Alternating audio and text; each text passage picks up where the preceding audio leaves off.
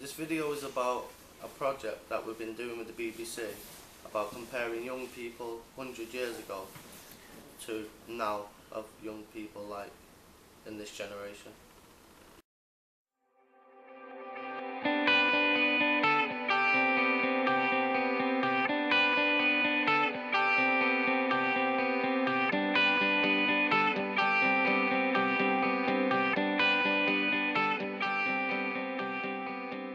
Many young men our age were made to join the armed forces or some type of uniformed services to fight in the First World War. The First World War lasted from 1914 to 1918.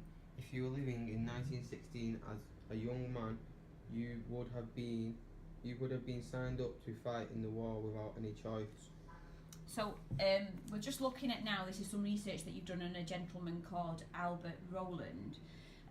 So he was born in, was it 1897? Yeah. Just trying to find him. So where is he on this? If we're looking at this census here, you can just point out where Albert is.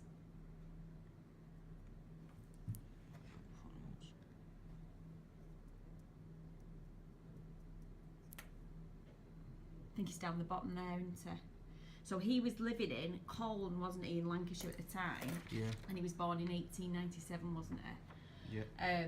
And then what did you find here? What's this? He joined. Because you went on the genealogy sites, didn't you, to trace back? And what was it that you found here? So what has he joined here? He joined the Royal Navy. Yeah. The last service date that he was alive was the 31st of January 1917, and he was on the President Free Boat.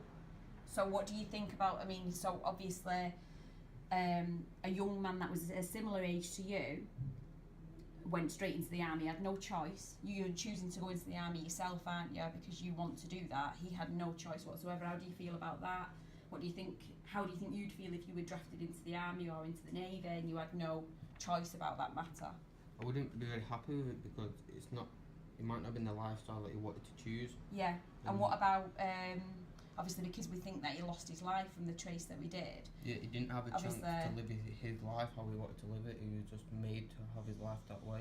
Yeah. It was took away from him. Many poor families ended up in workhouses when they couldn't find work and were in poverty. When families entered a workhouse, they were split straight away. Children were in a section and men and women in two separate sections. The people living in the workhouse have many to earn their stay by working long, hard hours and eating horrible food. So what, you did some research and you looked back at a lady with a similar surname to you. She was called Alice Shepherd. So what information did you find out about this person? So where was she born? She was born in Scotland, in a little town named Glasgow. Is that this? Yeah. And you've got this from Ancestry.com, have you? Yeah. Okay. Yeah. And what did you find out about her? So she was 14 in 1911? Yeah, she was 14 in 1911. She was born round about 1897. She was obviously female. The civil parish she was where she lived and where she went to a workhouse was in Carlisle. Right, okay. And what's this you found here? Is this a census? Yeah. That was like where she was, because she was poor and her family didn't really want to look after her because they couldn't afford to look after her.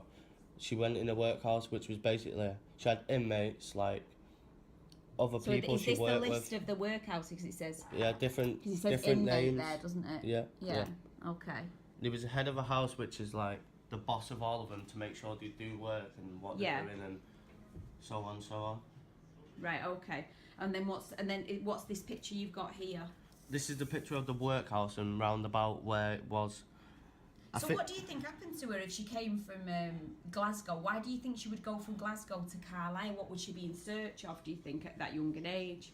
I think it was more because the family couldn't afford to look after her. Yeah. They wasn't as rich as, she was poor. That's where they were sent. So say if they didn't work in that workhouse, they would have been sent elsewhere. So do you think she went in search of work and ended up in a workhouse because it just didn't work out? There wasn't enough work there and employment for her at that age. She was separated from her family and she wanted to live a better lifestyle than what she would have lived with her family. Right. That's really interesting. So she had a completely different life to obviously you at your age in 2016. Yeah, totally different.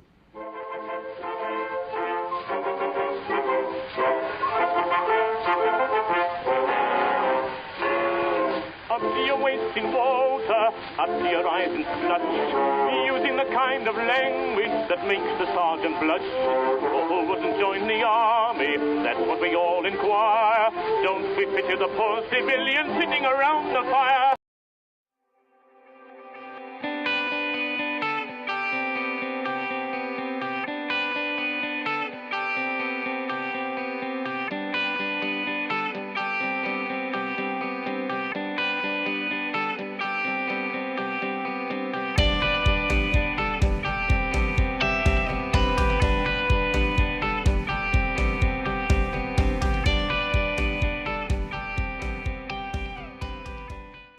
As a 17-year-old, you've got more chance than you have now than you have back then in getting a job because there's trainee shit, apprenticeships and all other stuff like that.